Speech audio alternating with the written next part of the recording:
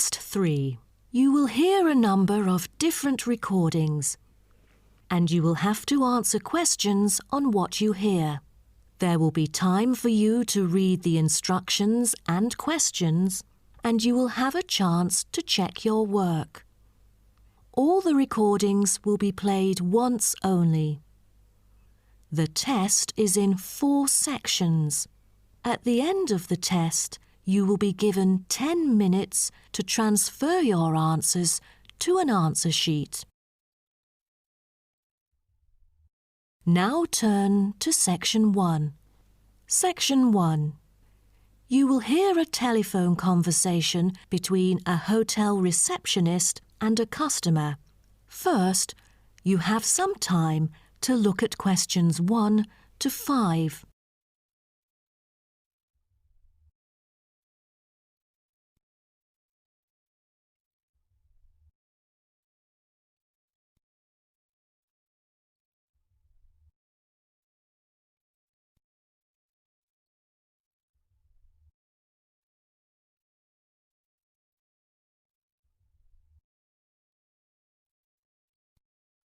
You will see that there is an example which has been done for you. On this occasion only, the conversation relating to this will be played first. Good morning, Sunset Hotel. How may I help you? Good morning. I just saw an advert in the paper about your hotel. Where exactly is it located? We are situated on Sunset Avenue, north of the beach, close to many scenic spots. It is an ideal choice for travellers interested in sightseeing. The receptionist says the hotel is situated north of the beach, so north has been written in the space. Now we shall begin. You should answer the questions as you listen, because you will not hear the recording a second time. Listen carefully and answer questions 1 to 5. Good morning, Sunset Hotel. How may I help you? Good morning. I just saw an advert in the paper about your hotel. Where exactly is it located? We are situated on Sunset Avenue, north of the beach, close to many scenic spots. It is an ideal choice for travellers interested in sightseeing. That's great. Is there a vacant 4-bed room? We'll be travelling with our 2 sons, aged 9 and 11, so it's best that we are able to stay in one room. Let me check. Just a moment. We only have a few 4-bed rooms, and I'm afraid they are fully booked at the moment. The earliest time available is August, but there might be some left in July if a previous customer cancels the reservation. Oh, that'll do. How much would the room cost me? It's €77.50 during peak time, but the price would be much lower during off-peak season. Only €50. So, if I book a room right now, is there any discount? Yes, we do offer a 30% discount for any reservation made 1 month ahead of schedule. It is a very reasonable price. That does sound tempting. Does the price include anything? The price includes 2 breakfast vouchers per room per day. You can use them at 2 different restaurants in our hotel. There's also a 20-minute spa trial available, but you have to book it beforehand at the concierge or directly at the spa centre. I'm wondering if there is a hairdryer in the room. It takes ages to dry my hair without one. Do I have to bring one? No, there is absolutely no need to bring that, for each room is equipped with a hairdryer. But I have to inform you that towels are not provided. You'll have to bring your own or hire some at the front desk. Oh, I see. Before you hear the rest of the conversation, you have some time to look at questions 6 to 10.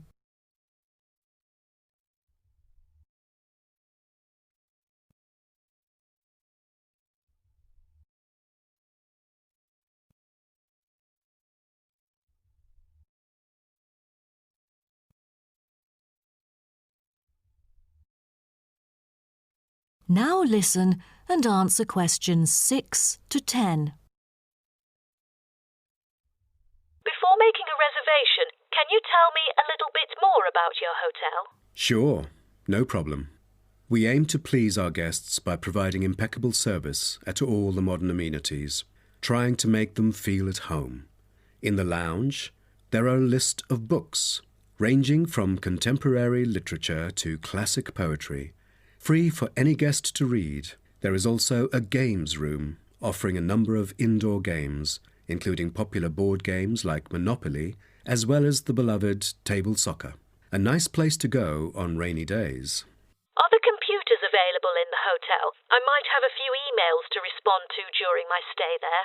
I'm afraid we currently do not provide any for our customers. However, internet is available within our hotel premises. Just use the room number and the guest name to log in. That means I have to bring my own laptop then. All right. Because I'm travelling with my two sons, is there anything that they might be interested in? Yes, a popular activity here for children is collecting shells on the beach. Our hotel has a private beach. When there are very few visitors, you can take a stroll down the beach with your children and enjoy some quality family time, undisturbed. That sounds nice, but you see, my boys really love adventure. Is there something more exciting for them to participate in? We do have bicycles ready for hire. You can cycle with the boys along the bush track by the hotel, which is an ideal place to explore the wonders of nature. But because there is only a limited number of bicycles, we apply a first-come, first-served rule. Got it. I think my boys would love it. How can I arrange the payment then? Can I pay by credit card? Of course, we take credit cards. Thank you. You've been a great help. My pleasure, Ma'am. That is the end of section 1. You now have half a minute to check your answers.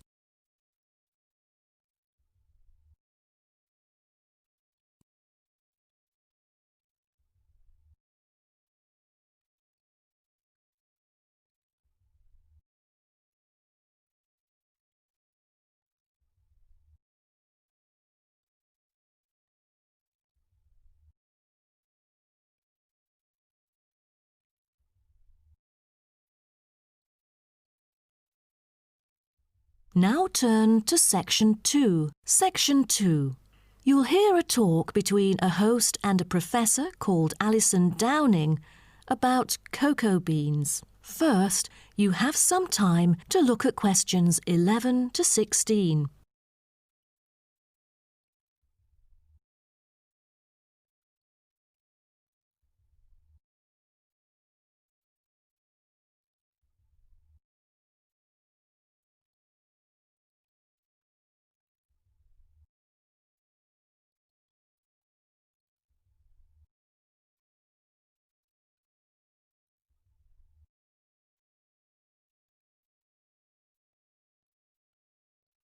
Now listen carefully and answer questions 11 to 16. Hello, and welcome to today's talk. Here with me is the famous botanist, Professor Alison Downing. So, Alison, tell us something about cocoa beans. Cocoa beans, also called cacao beans, are the primary constituent in making chocolate, grown in tropical areas in South and Central America, West Africa and Asia. The cocoa tree is often raised on small family-owned farms. When the harvested pods are opened to expose the beans, the pulp and cocoa seeds are removed and the rind is discarded. The pulp and seeds are then piled in heaps, placed in bins or laid out on grates for several days. During this time, the seeds and pulp undergo a process called sweating, where the thick pulp liquefies as it ferments. The fermented pulp trickles away, leaving cocoa seeds behind to be collected. This is when the beans are harvested, and then the bags holding them are ready to be transported. But the most important step in processing the cocoa bean is cleaning it. Once the beans are unloaded from the railroad cars, the packages are opened and then weighed by machines. Then the pods are split and the seeds or beans are covered with a sweet white pulp or mucilage. On arrival at the factory, the cocoa beans are sorted and put in a hopper to be cleaned more rigorously. The wet beans are then transported to a facility so they can be fermented and dried. They are fermented for 4 to 7 days and must be mixed every 2 days. They are dried for 5 to 14 days, depending on the climate conditions. The fermented beans are dried by spreading them out over a large surface and constantly raking them. Then the beans are ready to be roasted. Now, roasting takes place at a high temperature, and then the beans are boiled in a heated chamber. During the roasting process, the beans will be expanded and cracked. But prior to this, the beans are trodden and shuffled about using bare human feet. During this process, red clay mixed with water is sprinkled over the beans to obtain a finer colour, polish and protection against moulds during shipment to factories in the United States, the Netherlands, the United Kingdom and other countries. Now, back to what I was saying. After the beans are cracked, they need to be cooled. Then the roasted beans are sealed in pockets. Before you hear the rest of the talk, you have some time to look at questions 17 to 20.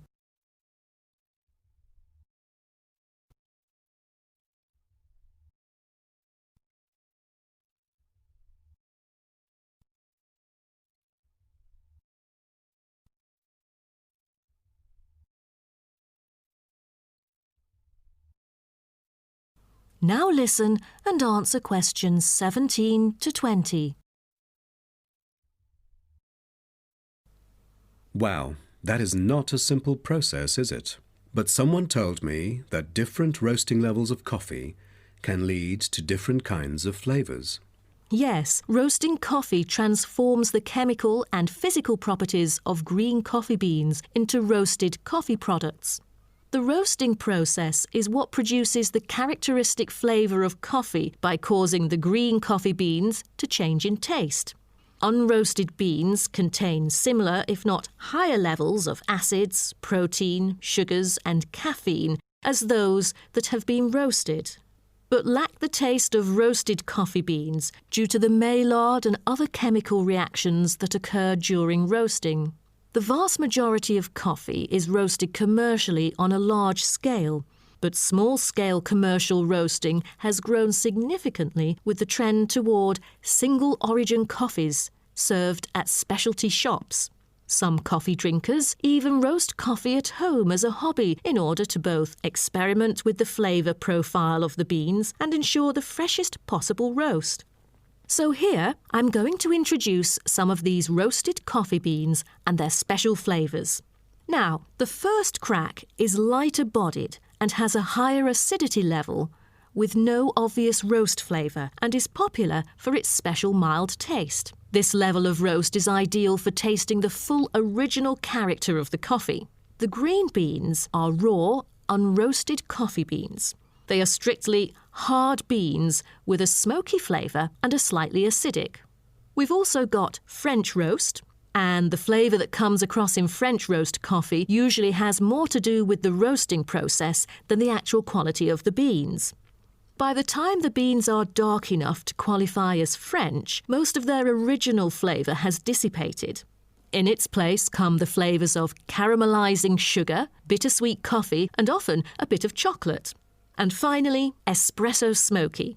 That is, coffee brewed by forcing a small amount of nearly boiling water under pressure through finely ground coffee beans. Espresso is generally thicker than coffee brewed through other methods, has a higher concentration of suspended and dissolved solids, and has creamer on top. As a result of the pressurised brewing process, the flavours and chemicals in a typical cup of espresso are very concentrated. Espresso is also the base for other drinks, such as cafe latte, cappuccino, cafe macchiato, cafe mocha, flat white or cafe americano. That is the end of section 2. You now have half a minute to check your answers.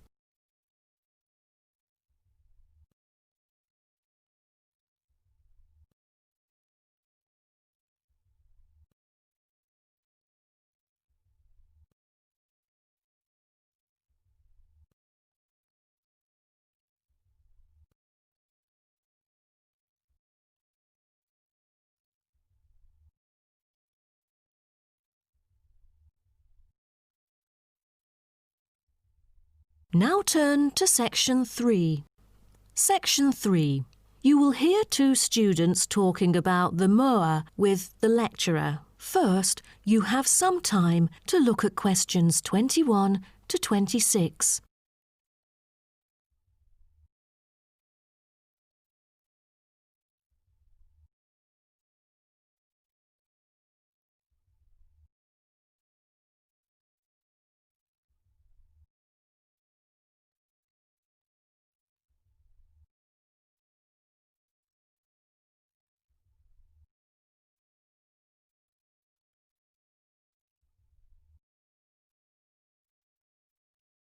Now, listen carefully and answer questions 21 to 26.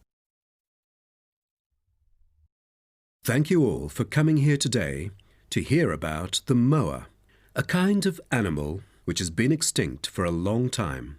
Well, first of all, we look at what the moa are.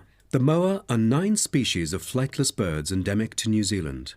They were the dominant herbivores in New Zealand's forest, shrubland and subalpine ecosystems for thousands of years. But around 500 years ago, they all went extinct. When I mention extinct animals during ancient times, you may immediately think of dinosaurs, which disappeared around 66 million years ago.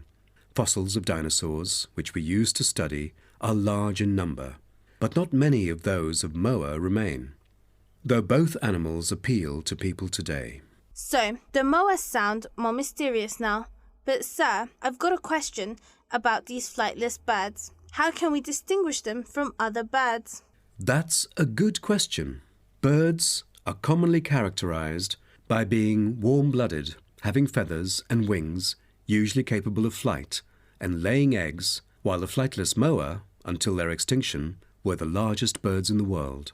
Their heads are relatively small in relation to their bodies, and they are the only wingless birds lacking even the vestigial wings and substantial tailbones in their family.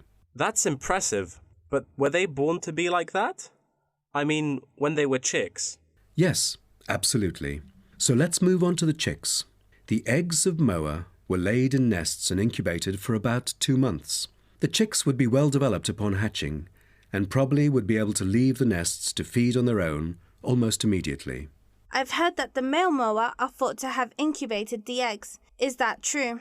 I think there is a possibility for that. I've read somewhere that the sex-specific DNA recovered from the outer surfaces of eggshells suggested that these eggs were likely to have been hatched by the male, but we still need to consult more. But I have a question. There has been some occasional speculation that the moa were still alive, because someone said they had caught sight of them in New Zealand in the late 19th century or even the 20th. Do you think it's possible? I'm not amazed by that, since that kind of thing has been claimed several times. But I find it funny because no reliable evidence of moa tracks has ever been found, and experts still contend that moa survival is extremely unlikely. So what was the reason for the moa's extinction? I wonder if it was global warming or some other factors related to their living environment. Well, before the arrival of human settlers in New Zealand, the moa's only predator was the massive Haas eagle. Then the Maori arrived sometime before CE 1300, and all moa genera were soon driven to extinction by hunting. What a horrible thing. Before you hear the rest of the talk, you have some time to look at questions 27 to 30.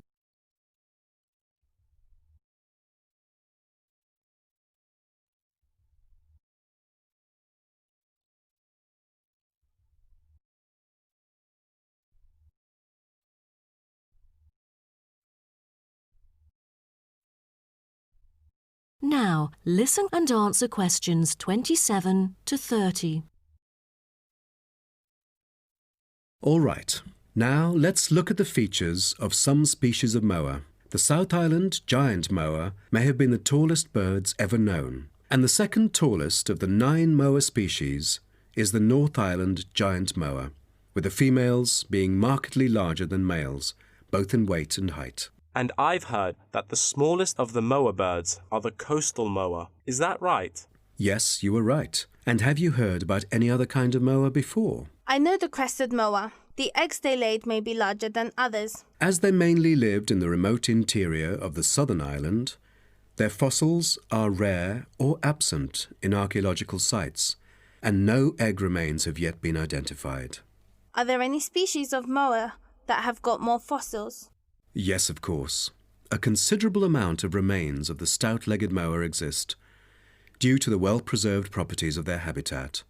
Their skulls reveal relatively bad vision, a good sense of smell, and a very short bill. Then there is the eastern moa. They were remarkable in having very long and narrow windpipes, which probably enabled them to make louder, more resonant calls than those of other moa, and had the greatest vocal abilities, so they could communicate when they could not see each other in the forest or at night. They used a range of senses, apart from sound, in their search for food, such as their sense of smell and vision.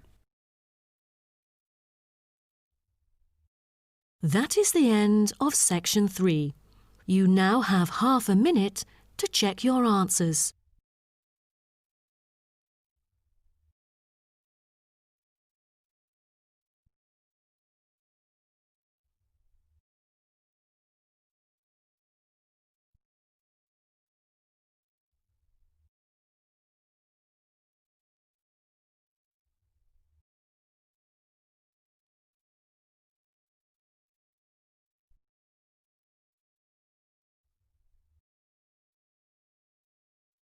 Now turn to section 4. Section 4.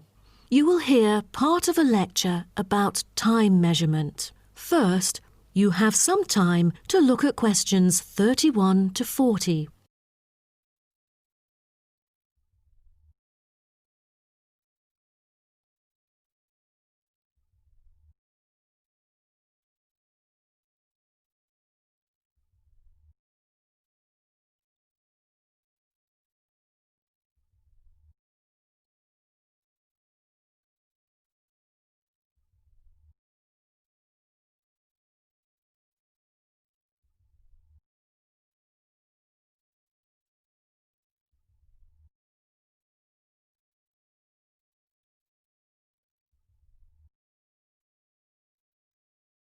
Now, listen carefully and answer questions 31 to 40. Good morning, everyone. Today, I'm going to talk about the research project I've been involved in on time measurement. Do you know how time is measured? Consider how we measure length and how, with time, we encounter a difficulty. Before we could grasp it, it would slip through our fingers. In fact, as we can see, we are forced to have the resource to measure something else, the movement of something in space or a set of movements in space. All the methods that have been employed so far really measure time by a motion in space. The measurement of time is no easy matter, a scientific unit only arrived at after much thought and reflection. As the most primitive form of measurement, the sun seems to be natural. Ever since man first noticed the regular movements of the sun and stars, we have wondered about the passage of time. Prehistoric people first recorded time according to the sun's position. To start off, let us take noon, which is when the sun is on the meridian at the highest point of its course across the heavens, and when it casts the shortest shadow. But this measurement, which was regarded as a major one in ancient times, was less important than the natural events that occurred. The earliest natural events that had been recognised were in the heavens, but during the course of the year, there were many other events that indicated significant changes in the environment. Seasonal winds and rains, the flooding of rivers, the flowering of trees and plants, and the breeding cycles or migration of animals all led to natural divisions of the year, and the further observation and local customs led to the recognition of the seasons. Years later, precise measurements were invented because the passage of time was extremely important for astronomers and priests who were responsible for determining the exact hour for daily rituals and for important religious festivals. Apart from the connection with religion, accurate time measurement was also related to the government, since they divided the day or the night into different periods in order to regulate work and various events. For thousands of years, devices had been used to measure and keep track of time. The current sexagesimal system of time measurement dates back to approximately 2000 BCE from the Sumerians. It was found that the earliest ancient timekeepers were mainly invented and used in Mesopotamia, where the water clock was introduced from, as well as in North Africa, especially in the area of ancient Egypt.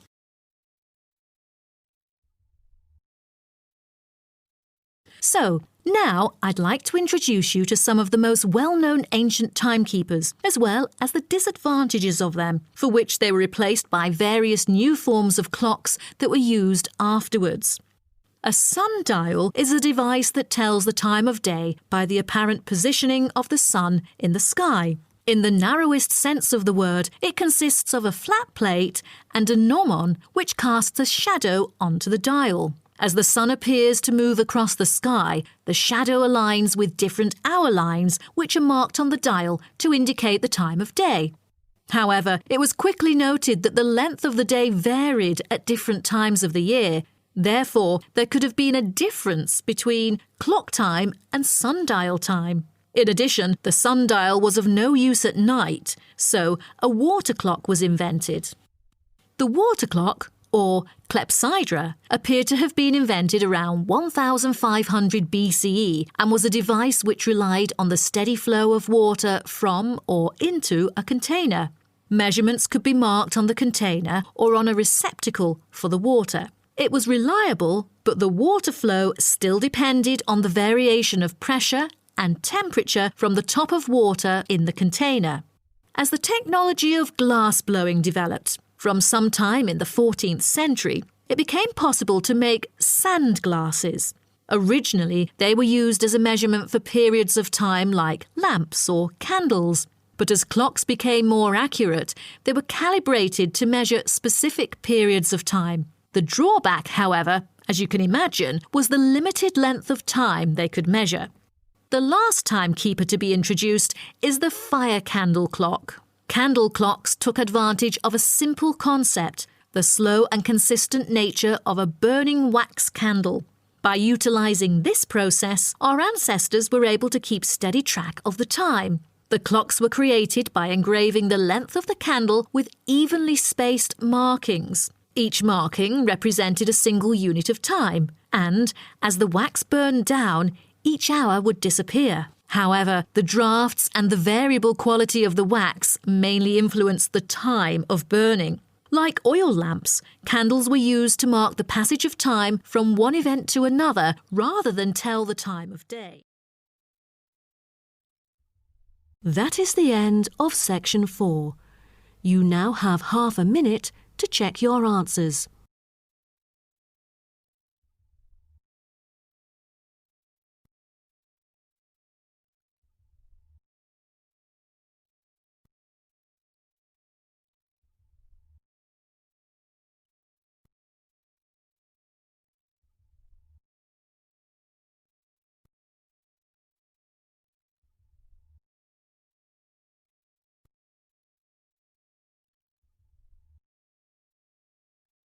That is the end of the listening test.